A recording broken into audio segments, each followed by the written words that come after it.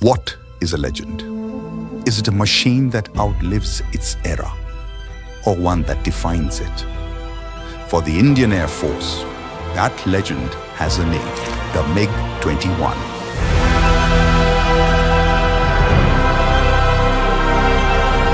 Born of necessity, it became the spearhead of India's air power, shaping battles, strategy, and generations of fighter pilots.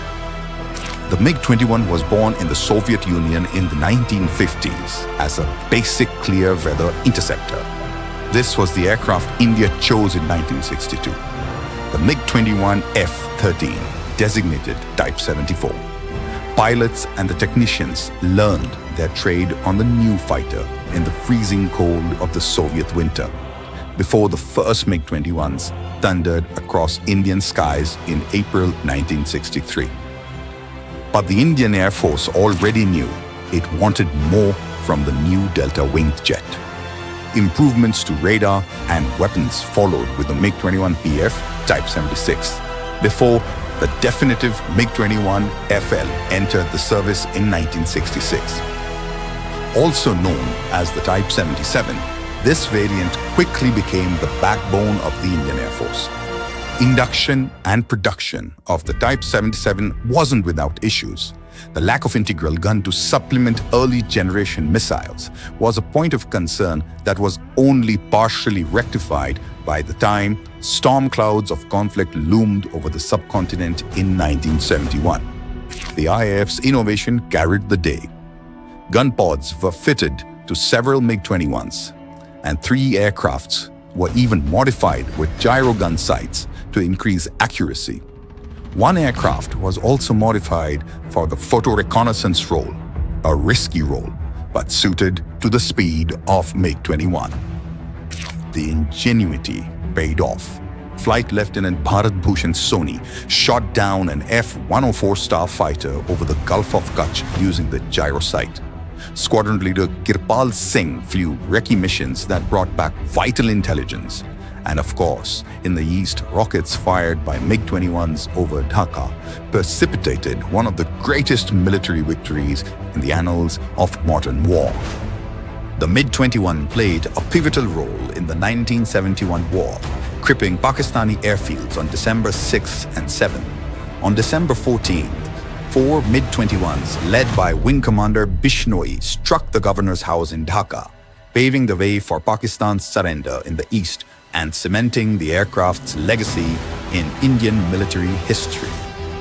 When asked why General Niazi, the commander of the Pakistani forces in the east, chose to surrender with so much of his army still intact, he dramatically pointed to the wings on the chest of a nearby IAF officer and said, "Because of this." Air power has rarely contributed so directly to an adversary's surrender. New variants joined in to safeguard Indian skies over the following decades. The MiG-21M, aka Type 96, longer-legged and more versatile, was inducted in large numbers from 1973 onward. Supplanting the Type 77 on the production line at Nasik, the IAF leveraged the new Type 96 to make it the backbone of fighter recce and the nucleus of a fledgling electronic warfare capability, in addition to its core air defense and strike groups. The ultimate in the evolution of MiG-21 finally arrived in form of the MiG-21 BIS, the most powerful engine, longest range, and the most advanced avionics of the MiG-21. Designated Type 75, it was natural that this most sophisticated variant of the MiG-21 family would be the most numerous in IAF service.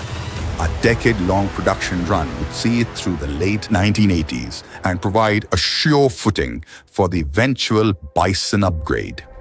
But first, the MiG-21 would stare the enemy down again and again and again. On 10th of May 1984, Wing Commander A.K. Talwar, CO to the number 26 Squadron, touched down in a MiG-21 BIS at Leh, where fighters had rarely ventured. Operation Meghdut was upon us. and the IAF was about to dominate the Himalayas to deter any Pakistani designs upon the Siachen heights. Knowing is half the battle, and the number 101 Squadron answered the call. Their CO, Wing Commander Jeffrey Mackerel, led a two-aircraft MiG-21M recce formation that streaked unchallenged over the Skardu airfield. A reminder to the Pakistani Air Force that India had control of the sky.